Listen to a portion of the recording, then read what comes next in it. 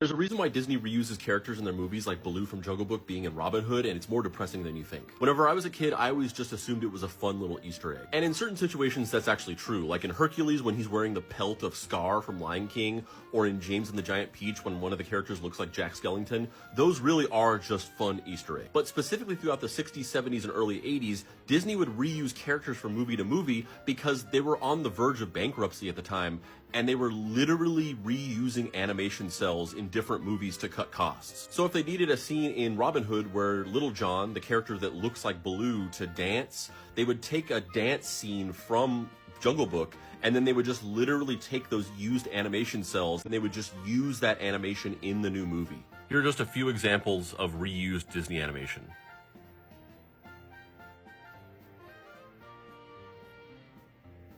Now, they didn't always need to reuse the actual character. They could just take the old animation cells and trace over them with the new character, like this, where they've taken Mowgli and turned him into Christopher Robin from Winnie the Pooh. But it was a lot easier to just literally reuse the same character. It's a particularly famous reuse of animation where they've taken the first ever Disney animated film and repurposed it for Robin Hood in this dance scene with Maid Marian.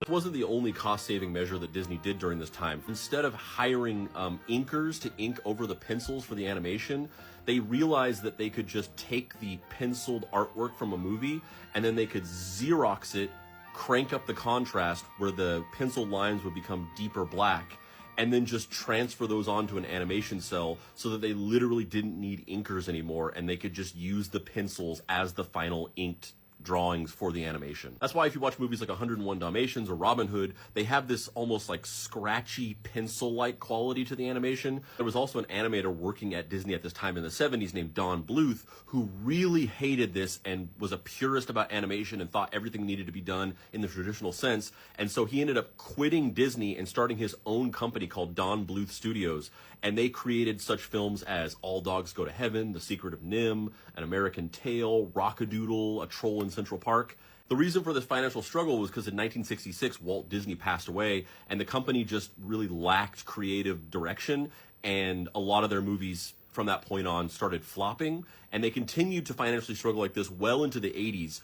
At one point, almost on the verge of bankruptcy, and the shareholders tried to stage a hostile takeover of the company. But in a final bid to keep control of the company, Disney bought back all of their shares, completely depleting all of their cash. And then they hired Michael Eisner to take over as CEO of the company, and he transformed it into the Disney that we know today.